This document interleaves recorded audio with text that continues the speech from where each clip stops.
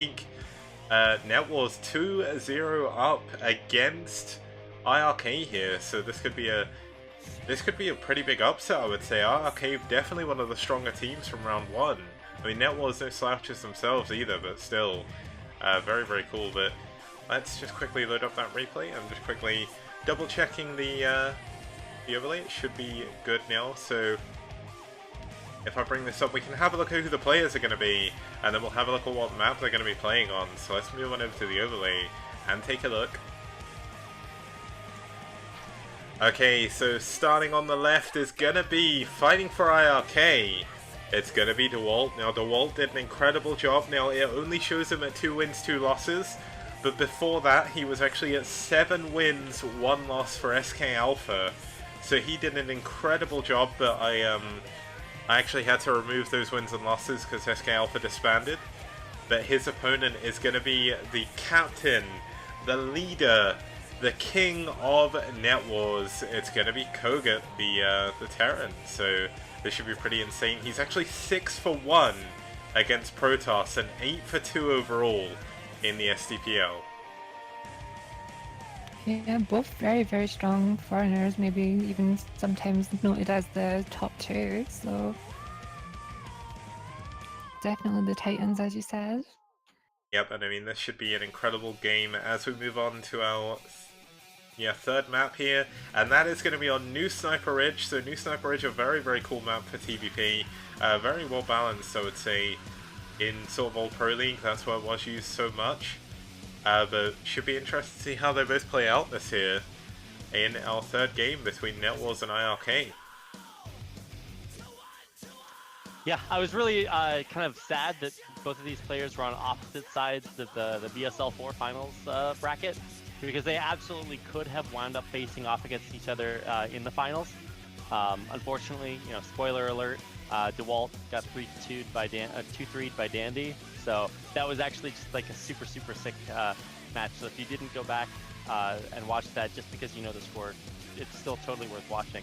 So this actually could have been the finals of BSL 4 if things had just gone slightly differently. But now we get a chance to see what that would have looked like.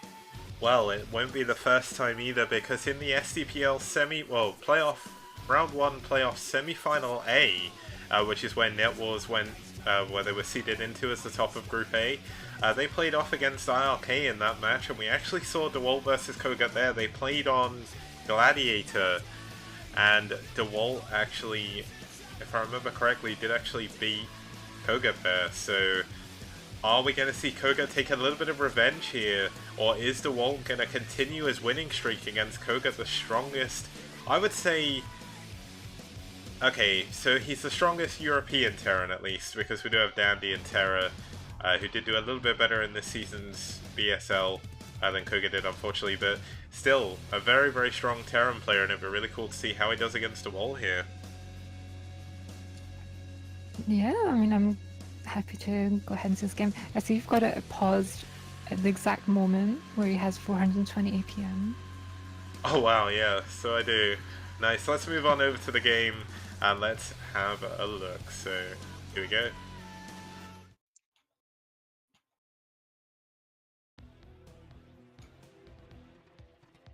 Ta-da!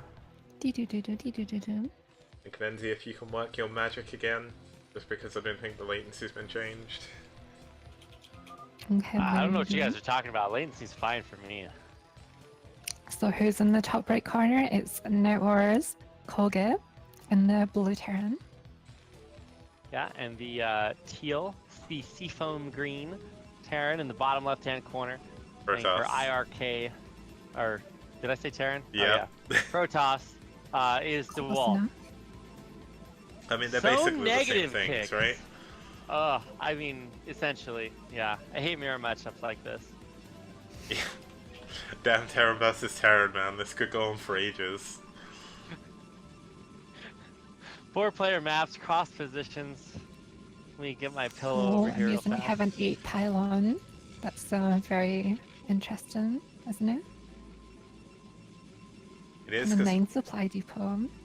With an 8 pylon, we could see a very early gateway here. We could see a very quick nexus as well. I mean, Obviously, Dewalt doesn't know where his opponent's spawned yet. It'll be a while before he finds out, but he's not opted to go for that early scout, so I get the feeling he's going to be playing a little bit more conservatively, and as I say that, he puts down the gateway. Well, you can tell where his opponent is from the Kakaroo that flew over his base and told him, whispered into his probe's ears. Yeah, and there he goes, he comes back. Those Whispered are into his horns probe's of their... microphones. Are they horns or are they elf ears? They're definitely horns from their, it's the emblem of their Dark Lord. I mean, probes are demons, so... Yes, probes are definitely demonic, very evil. So you can really see the resemblance there. Who was It was only... I was just gonna say, who was the Korean pro gamer who had, like, the nickname Demon Probe? Devil Probe was... Devil Probe, even. Yeah. I don't think it was Nalra, but... No, it was some guy that you... Oh, it was Kingdom. Oh, it was Kingdom, of course it was. How could I forget? Like, one of the best SKT Protoss players of all time. Like, what is wrong with me? Looks like Koget's gonna go for a 14cc. So what a gamble to take against Dewalt here. Yeah, if this had been some, like, 9-9 gate or something, yeah, that'd be rough. He's a cross-map scout, though, so he's just going to see it immediately. And what is he going to do in reaction? I mean, He doesn't have a whole lot of, like, aggressive framework behind this, but he is going to know exactly what he's going up against. And he's going to be able to delay the barracks, so it's going to be annoying. Or maybe. Yeah, I don't think he... The SCV got a really good building path, so it wasn't vulnerable to being harassed early on. So now that the depot is going to come down and, like, you know, soft wall this off, and yeah, sure, the probe's going to be in there and be annoying and stuff, but I don't know what's going to happen here. I mean, Dragoon range is already, like, instantly on the way, but he only has one gateway, so it's really limited how much he's going to be able to pressure this. Yeah, he does throw down a Nexus, so he pulls all of his guys off of gas, doesn't make a Dragoon, throws down his Nexus immediately. Yeah, he's trying to play as greedy as possible to try and keep up, but of course Koget is going to have the economic advantage coming in here. Now, the only build I think it is that does actually outpace 14cc is going to be 12 next, but obviously that is a very risky build as well, so not going to see that here, of course. Now, it's kind of interesting that Dewalt has decided to try and expand. Maybe he feels a little bit more confident in his later game, PvT. He is very strong PvT, as we've seen before, but Koget's a very strong TvP player, arguably one of the strongest outside of Korea, so... Yeah, I don't think you play against Koget and expect to go even in the late game. Like, the number of, like, foreign players that have an advantage against this guy in the late game, specifically in this matchup, too, like, I mean, that's just a really small number. I mean, if there is a guy that can go toe-to-toe with him, I mean, Dewalt's just, like, way up there, but... yeah, I'm kind of glad that we get a chance to see this. We've had a few, like, really short games so far, so if I had to pick two players that I wanted to watch play, like, a pretty long, drawn-out game, then these would definitely be two of them.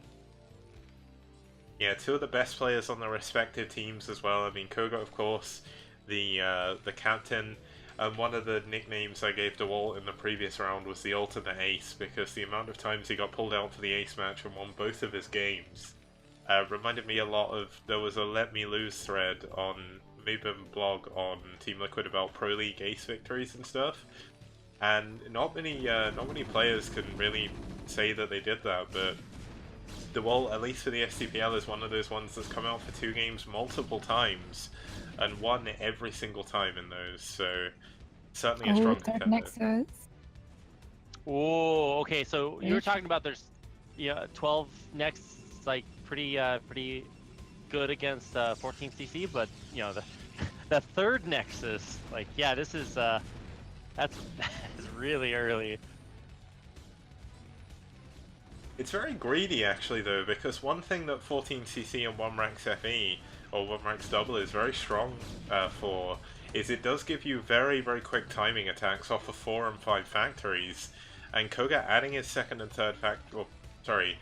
fourth factory immediately. He's building tanks off his 2 main ones, and he's going to have a strong... down a lot of gateways, though. He does, but is it going to be quick enough? 4-Fac does hit a very good timing to punish this third Nexus, and Dewalt did skip out on a lot of units early on to try and build that Nexus quicker, so Dewalt's tech is not only delayed a little bit by trying to force out those extra minerals, but so is his unit count. Yeah, I mean, he's transferring probes like right now, so that'll really start to kick this third base in. He doesn't like have a gas edit or anything crazy like that. He's only mining off of one gas right now, so this is not going to be a whole lot of units to defend against this. I mean, speed mines I think are just about to finish, so this is going to be a very, very powerful like 3 or 4 tank push. Yeah, here it comes now, and he has a pylon wall, but it's not what's coming from. It's not going to be like mass vultures running by to kill his workers. It's going to be this push of the tanks and the mines. Yeah, there's going to be more and more vultures. He's reinforcing with nothing but vultures now, but he needs to be careful. If he loses these tanks, that is going to be this push. Well, that is going to be the end of this push anyway, but he's bringing an SCB along as well, doing an incredible job leapfrogging, just to make sure... Man. I love watching that. Terrans that leapfrog like 1 or 2 or 3, like one tank by one tank by one tank, like the APM and just like the mental fortitude and repetition that takes is just mwah! Oh, so sick to watch. And so he's got a couple of siege tanks and more moving forward right behind it. This is just so beautiful to watch, and this is nowhere near enough dragoons, much less having the zealots that you would need to like run into the siege tanks. Wait, does he have zealots? He's added on a couple now, but he doesn't have leg speed at all, not even on the way, so... There we go, those tanks at the back still siege jump, making it very difficult for the Dragoons to move in. And this is a lot of mines being placed down at the south side here. He will have shadow zealots in it soon, to try and bulldog break it down. There is like a world in which he gets the perfect mine drag and just blows up like 3-4 tanks with it, and you're like, oh wow, well then that's just, you know, a tragedy. But that would be a tragedy no matter what position you were in. So you never want to rely on that to be your saving grace. I mean, the pylon wall is actually really good. You know, it slows its push down, it forces the siege tanks to siege. But the goons are not moving back. They're all he's not moving his goons. And the shuttle's sitting on top of 2 turrets as well. It's 25 health. It can no longer go in for the bomb it needed to. And koget doing an incredibly good job pushing here. He's actually adding on a depot to help wall this as well. This is just great execution here by koget.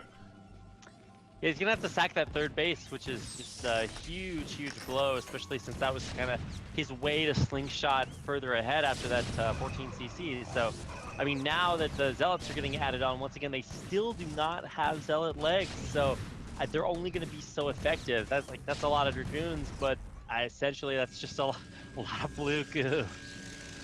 It is, and the other thing is he went in for the zealot bomb, but he dropped on top of vultures and on siege tanks, so they go down immediately.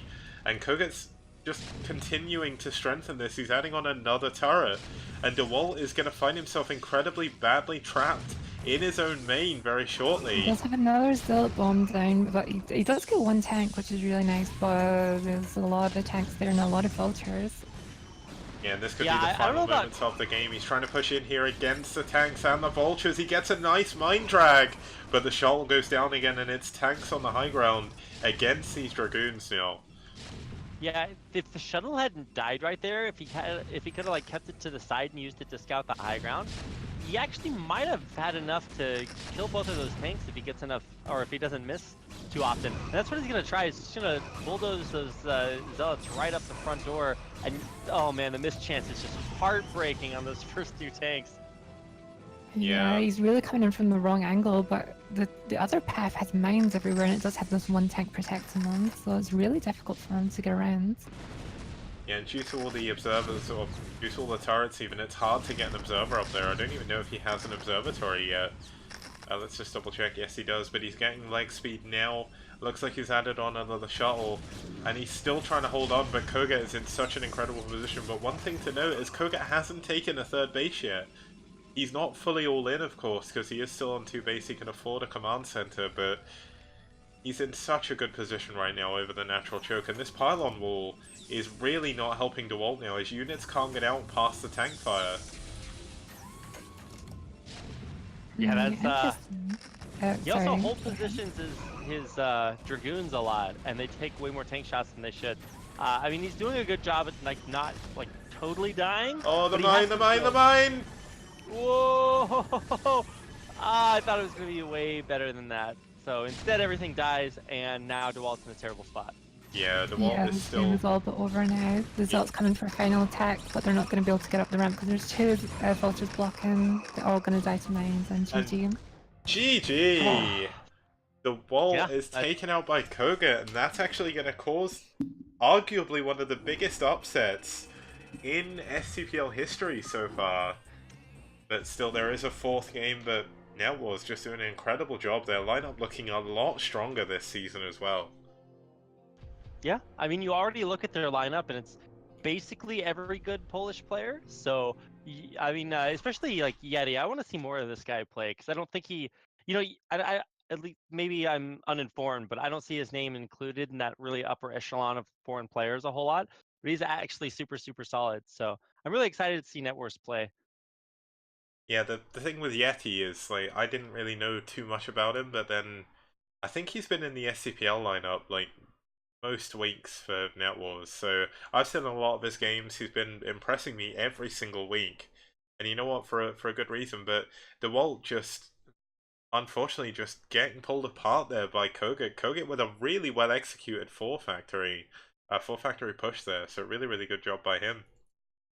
Yeah, you even added on 2 more factories at the end there, just as the game was ending, all the way up to 6 factories. Yeah, he was just, he knew he'd got the advantage. He was trying to cement that victory in the end, I think. Yeah, so even if that push hadn't actually done it, he had tons of infrastructure behind it. So, well, that was really sick. I'm glad that we got a chance to see like